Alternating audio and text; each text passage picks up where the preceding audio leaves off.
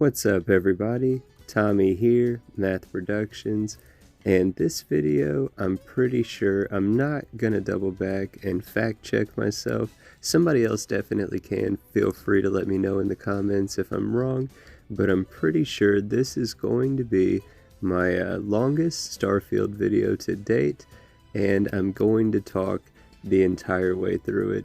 That either is going to make people immediately click to the next video, or hopefully entice some of you guys to stick around to hear what I have to say, because what I'm going to talk about today is how I go about putting together my Outpost. I'm going to do it in less than an hour. The total record time from start to finish was an hour and 2 minutes and some change. Only about 56 minutes approximately was actual build time, but I'm literally going to show you guys from when I put down that first Outpost beacon until the end when we tore through a fully functional Outpost. It's going to have all of the workstations that you could want. It's going to look as realistic as possible and lived in. So the reason I laugh asterisk on that realistic as possible part, I'm not necessarily going to lay this out in the exact manner I would if I was keeping it as a legitimate Outpost in my playthrough. More than likely at some point in the near future, I'm just going to go up to that Outpost beacon and remove the Outpost entirely. We'll get these building materials back and we'll use them to build again somewhere else on Nisoi. But I got tired of looking for a spot.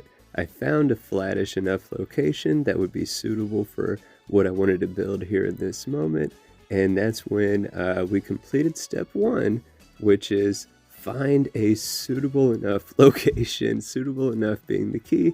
You're not gonna find a perfect location. You could. It's rare. It's like winning the lottery. It does happen, but not every day, right? So find a suitable enough location and place your Outpost beacon in the center of that area that you want to build at.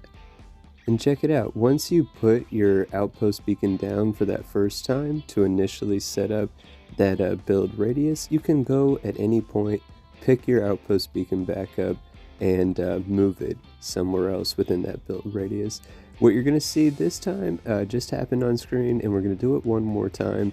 We want to get the layout right initially. And I said in another video, when you're starting with your layout, work with the biggest pieces down to the smallest pieces. The spaceship is going to be one of the biggest, if not the biggest, pieces at your Outpost. So you really have to make sure that where you're planning on putting it, it's going to fit. I don't necessarily think it was a good fit trying to put even the Rambler inside of those walls. So we will go ahead and build us an actual landing pad. The landing pad that I chose to go with is from the Wicked Workshop set of mods from Something Wicked 3. This one is the military hab landing pad, small landing pad. I didn't like the initial spot because I get that like these are landing platforms that if they're above the terrain, they're on like stilts, if you will. They have foundational pieces that connect into the ground, but I don't like them just kind of like, they're still free floating in my mind. Even though I see those pillars that are holding them up, I don't necessarily like that myself. I like it when the landing pads are meshed into the ground. But once we have those big pieces set up and in place, we put a cargo link in there as well, inner system. I've shown it now twice on screen just to elaborate again.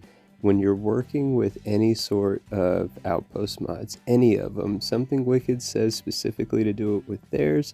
I'm sure other mod authors have said the same, but whether you're using the Wicked Workshop mods or like the Builder mod, anything that has a bulldozer or removes terrain, before you leave that build area, definitely do a quick save, load that quick save that you just made, and then once you're back in the game from the loaded quick save, at that point go ahead and you can leave your Outpost freely.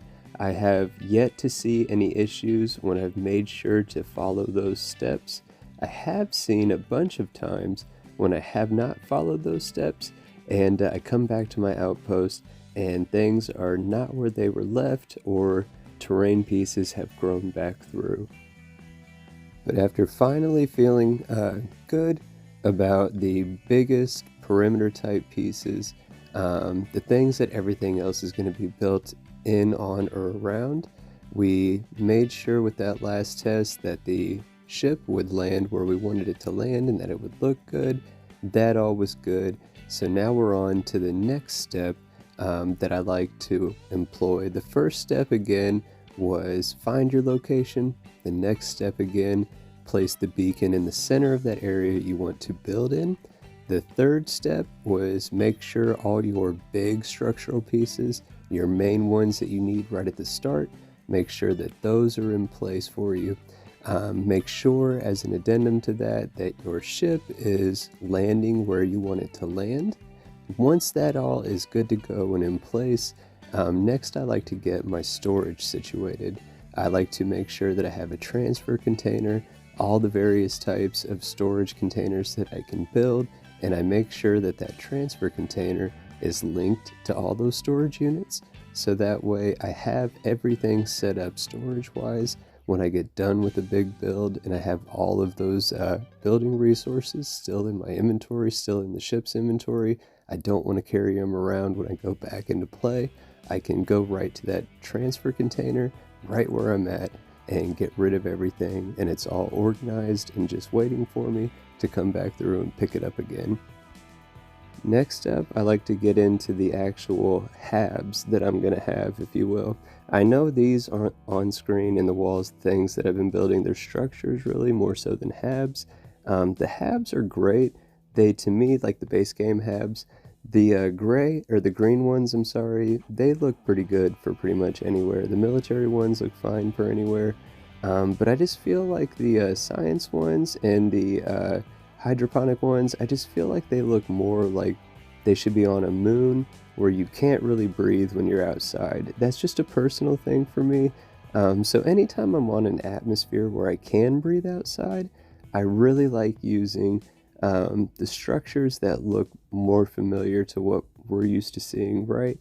Ones that look like actual, like, little shops or little homes or repurposed units that are now living spaces. I like those things.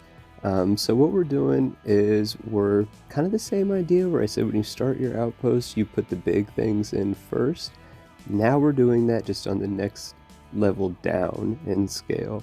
We're making sure that those habs are in place, that all of our structures where we're going to decorate and put usable things inside and around, we're making sure that those bigger pieces are down first.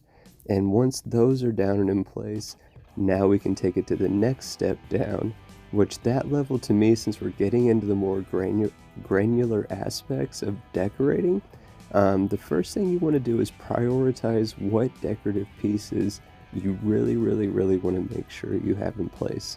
For us, that's going to be all of our crafting stations. I'm pretty sure I've said already, I've at least implied, at the end of this hour when we're touring through this outpost build, I want it to be functional, right? Even though I did state definitively that I probably will get rid of this outpost at some point and repurpose its building materials into another build, the idea still is to show that within an hour, you can have a fully functional base. So we have our ship landing pad already. We have a cargo link already. We have our transfer container with all of our storage units already connected to it. That's in place. The reason I said next that our crafting stations are what's important, because again, that's the actual purposeful functional pieces in the decorative type stuff when you're putting your outpost together that you want to make sure that you have, whether it be an industrial workbench or a cooking station, a pharmaceutical bench, whatever it is. You want to make sure that you have those things available to you, so that way when you're playing the game and you're collecting more things, you're unlocking more abilities, you can truly utilize and maximize those skills and abilities. And then once those workstations are all set up and in place, now we can get to the actual living type things, right? So like in this room specifically, we're making it kind of like an office. There's a crew station there. I figured even though that's a dresser, we can do it up to make it look more like maybe it's a file cabinet. We'll put some plants around so that way it looks like people have been here for a little bit. Same idea with the miscellaneous stuff kind of scattered on the ground as well. Add a little custom bit of decor on top. So again, we started out with the bigger build size area, and then we went down smaller with that actual structure. Look at that, we even misaligned the structure. Side note there, don't fret. I picked up the structure and I moved it, repositioned it, did not lose any of the stuff that I had set up or decorated inside it. That all stayed intact and it moved with the build. But again, so we went from the big perimeter, the smaller structure, down to the smaller main piece being that crew station, and then the smaller decorative pieces around it. That's the whole idea, the whole theme. I've talked about it in other videos, and probably for the next 10 minutes or whatever that this video is going, I'm going to keep coming back to that same idea. If you funnel your creativity, start really big and then slowly work your way to the smaller and smaller aspects. It will make everything that you're doing, one, come together cohesively, but two, come together far more quickly and efficiently. What you're going to see a lot of next as I get to this decorative part, this is the part that can be a little bit intimidating to people, I think. It is a big summit to climb, but it's a summit worth it when you're at the top looking over at everything that you have available to you. When you're using a ton of decorative Outpost mods like I am, whether it be scrappy structures, functional decor, Scully's Emporium, Clutter version 2, it doesn't matter, right? Adding in all these pieces means that there is another option per piece in the build menu for said piece. That means that the build menu gets wild. It gets really big, a ton of options. Remembering where things are in that build list is a challenge. I have a good idea of where a lot of stuff is. I have no idea where some stuff is, even when I use it regularly. You will see it in a few minutes on screen, where I'll come across some things that I wanted down in that more communal looking build area, and so I have to leave where I'm at currently to go back to put those in place. That's another pro tip that I'd like to offer. Don't put stuff off when you're talking about searching through, looking for that specific piece. Even if you're at opposite ends of your build that you're working on, if you do happen to come across that specific piece that you were looking for, didn't know where it was, or you didn't know it was there and you're just like, man, I know right where to put that, just go ahead and put it there real quick. Put it there and come back. It's going to be way quicker, easier, less frustrating than saying, okay, when I go back to that building, I'll remember where this is at. Good luck. If you're anything like me, you will not remember where it's at. Hopefully, though, because I played football for a long time, so I know I've taken a lot of head injuries, but hopefully your memory is better than mine. But for at least my memory itself, good luck finding it again, right? So in the moment when you find that piece, just go put it down, right? But these habs that I'm working on right now, this is where, where I said kind of asterisk that it's not like the most realistic build, I just want to make it functional. This is where I get into that. So like in the communal type space, as I called it, I had a little bit more of a clear idea for intent and purpose for what each thing is and where it's at. Here, I just wanted to make sure that I got all of the remaining workstations in place, that I had an actual living space for myself. I wanted to make sure that that was in place. And yeah, so would I normally have a ship landing pad connected to an inter-system cargo link where the connecting habs are all of the above between a medical pavilion, a personal living space, and then a personal / maybe team-sized work area?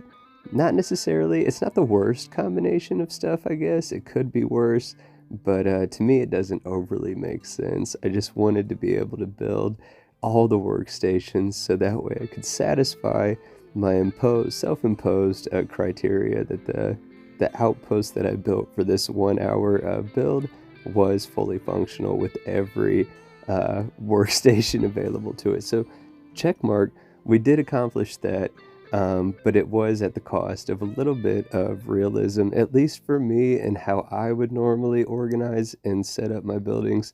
But see, I'm going on this tangent saying all this, and then in the actual HQ, the 2 cargo spaces, what's their main habs? A community bathroom and a community shower. So not a whole lot different, I guess, reflecting on it right now in the moment.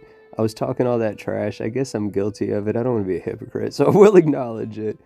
But I didn't personally like the layout for this. That's why I decided in the end, as much as I do like the end results of this build, it was just a fun hour spent playing the game, and we're going to get all the building materials back for sure. But I have not only shown off a bunch of super cool mods in regards to the pieces they've added, this mod right here, I have not shown enough love to. It is a fantastic mod. It's Miss O's buildable walls and doorways, and it gives you a bunch of different styles, even some ground pieces, some light pieces. Speaking of lights, make sure that you check for those ceiling lights because that will cause a conflict with your walls and make it so you can't necessarily put them where you thought you could. But eventually, when you get everything in place and lined up and not obstructed by things on the ceiling, what you can do with Miss O's buildable walls and doors is almost unrivaled. It's an ability that is, for the most part, unrivaled. Because none of those other mods that we've talked about add in anything like this. Nem's Deco maybe comes the closest because it has a plant wall section, but those aren't actual like structural walls in my opinion. Those are more decorative things that you put up alongside a empty wall to make it look decorated or whatever. But Miss O's buildable walls, definitely grab that mod if you are a builder. Where I touched on, I'm not a huge fan of the base game habs to begin with. It's one way that makes them far more usable in my opinion, because instead of them being just big open circles or squares, whatever, you can actually give them a little bit of dimension and personality, right? You can make rooms, you can make hallways. So it's a super, super cool mod that actually is really, really clutch. And what it can add to your Outpost builds. Oh man, I've been rambling for so long. I am proud of myself, even if no one else says it. I am proud of myself for even attempting this, because for those that don't know, I don't script any of these videos. More often than not, I don't even plan them out. I literally just turn on the game and I load into the game, or I go into the creations to see what's there, what's new. And I decide in the moment what I want to do. Sometimes that's why I've had some videos where I start off in the middle of the action and I was like, man, I came onto this and I wasn't even recording. Sometimes inspiration hits. Every time for me, inspiration hits. Because again, I don't have like a pen and paper where I plan anything. I don't have like a note in my phone where I'm jotting down ideas. And that specifically as well goes for the script. Right now, I'm literally just rambling, trying to fill space. And that's what I do in these videos. So when I sat down to make a 22-minute recording, it definitely felt daunting. Anyway, enough of me passive aggressively complaining. I feel like back to what we're doing. Again, it's just the small stuff. It's the same thing you've seen in all the other ones. Once we had the big areas set up, we just had to go then to each level smaller, each area, each structure, piece by piece. And then in the decorative side of things, putting down those bigger decorative pieces first, and then following up with the smaller decorative stuff, the clutter type stuff. That is the easiest way to make an outpost, to make a functional outpost, and to make an outpost that looks crazy detailed and very, very meticulously put together. When the game first started, seeing an outpost like this, one, you couldn't. Two, the closest things to it, those things all were like people had to find. I'm sure people were using cheats or whatever, but like at that moment for me, I had to like find all those miscellaneous pieces out in the actual gameplay or find vendors with pieces. I had to carry that stuff into each spot that I was building, go into my inventory, drop it all on the ground, go into the build menu, and then pick stuff up and move it around from there. It was super fun, and I had a lot of cool builds that I really enjoyed at that time, but it is nothing like the speed and the efficiency and the overall aesthetic that you can give your outposts now in a very short amount of time. We're obviously on the touring part of it now. I showed through the main living space, that medical space, a workbench area, the cargo link, the landing pad. We have an outpost, or sorry, an outhouse outside of our communal type area. Inside the walls, we've got a little eating facility, and we've got a community gathering spot. We've got our solar panels, our extractors, a building under construction, and a general cruise station type area. All stuff you've seen me do in multiple videos. Just wanted to show a peek under the hood that emphasizes, if you check out these mods specifically that I hype up all the time and show off all the time, you too can make some absolutely fantastic builds in a relatively short amount of time. But I hope that you learned something from this video. I hope it inspires your next build. If you did enjoy the video, I hope you press that like button. I hope you consider subscribing to the channel. It helps me out a ton when you do, and it would be like a little bit of a reward for me talking for so long. I can't believe we made it this far. Somehow we did. I hope that you guys have enjoyed it. Let me know in the comments below what you think, what you want to see next, and as always, take care.